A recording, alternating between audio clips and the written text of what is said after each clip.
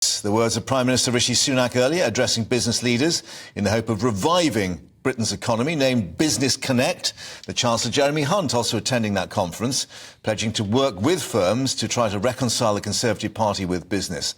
This is the Prime Minister talking a little earlier. Earlier this year, I set out my priorities that I wanted to deliver. One of those was to grow the economy, and we're all here today because government can't do that alone. We can only deliver that growth if we all work together with you. Now, I know the last year has not been easy. Right? We're all dealing with the aftermath of COVID, the impact that had on supply chains, a war in Ukraine, the impact on energy prices.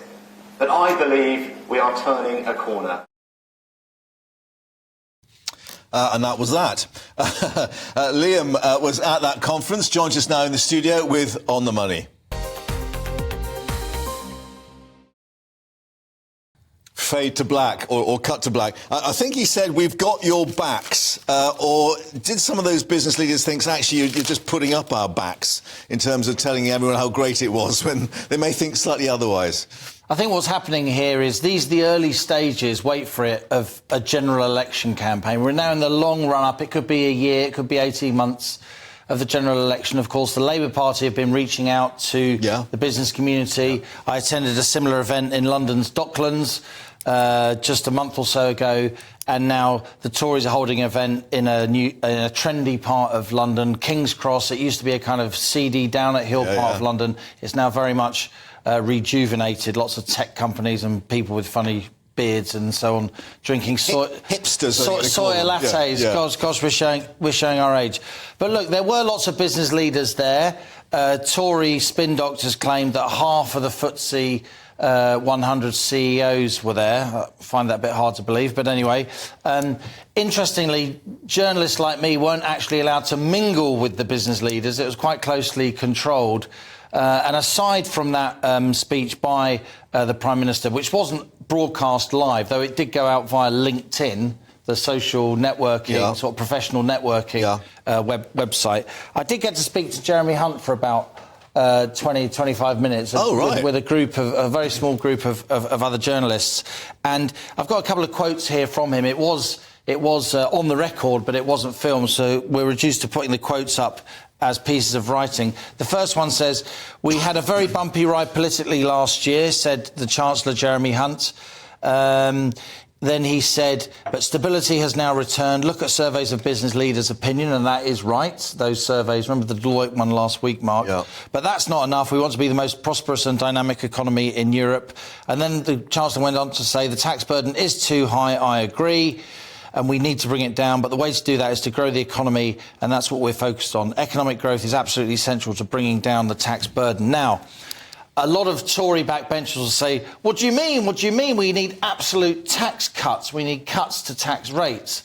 What the Chancellor is saying, no, I'm not going to do that. Instead, if you grow the economy, so if GDP's bigger, total tax revenue as a share of GDP then goes down. Yeah. So that's how you lower the tax burden. And did the business leaders have any indication from these two, navigators of the choppy economic waters, how that growth was going to be obtained? Where's it going to come from? Not so much. It was lots of platitudes, really, and vague swipes at policy rather than solid proposals.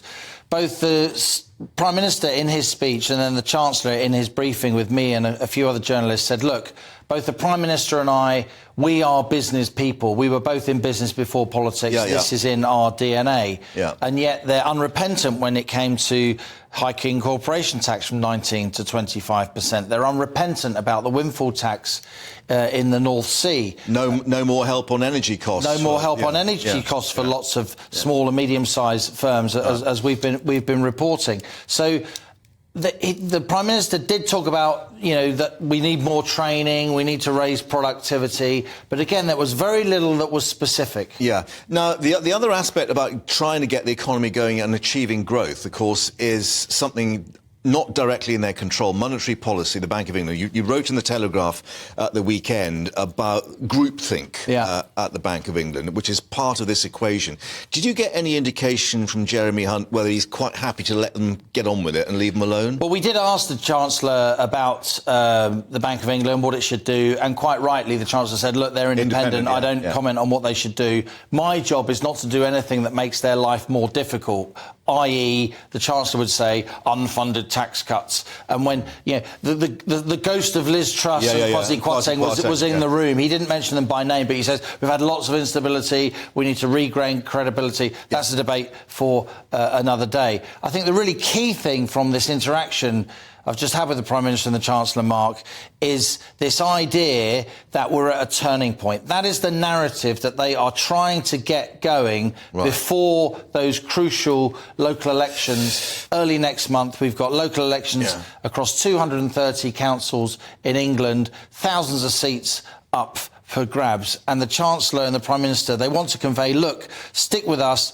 the economy's getting better, the cost of living squeeze is getting less severe. Given that inflation number last week, still in double digits, that's quite a hard narrative for them to sell, but that's not stopping them trying. I was going to say, what was their assessment on that? Another blip? Because they can't keep trying to explain that away. So they're trying to use it to say, see, you guys said inflation would come down automatically. You were cynical when we said that one of our pledges is to halve inflation by the end of the year, i.e. get it below 5%. Inflation coming down is not automatic, said the Chancellor. It's a job not yet completed. We have a job still to do, and it's a big job. There's no such thing as an automatic fall in inflation.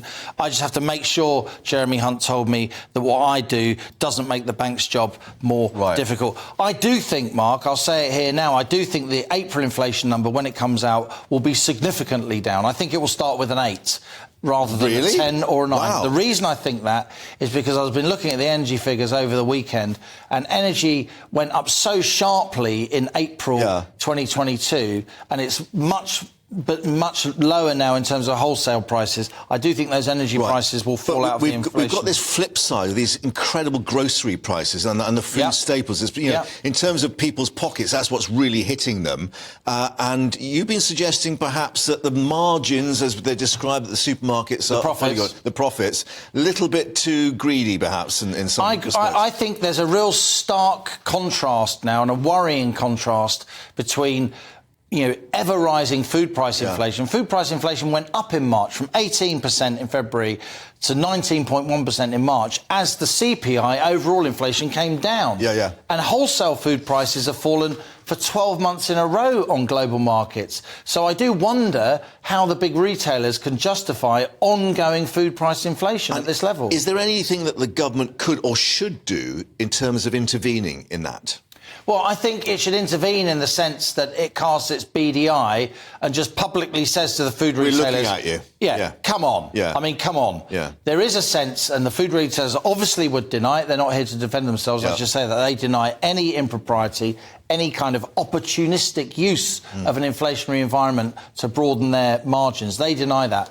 I'm not so sure. I think that Which survey we talked about last week, Mark, where you had a loaf of bread up 77%, where you had a little pot of porridge up 59%, when, wheat prices and oat prices have come down sharply in recent months. That strikes me. I mean, there are lags in the food supply chain, of course, but that strikes me, at the very least, as unfortunate. Yeah, and of course it's the grain situation with Ukraine that was used as the direct excuse for them. But you know what? The world's grain haul, right, in 2022, this year of war, was up on 2021.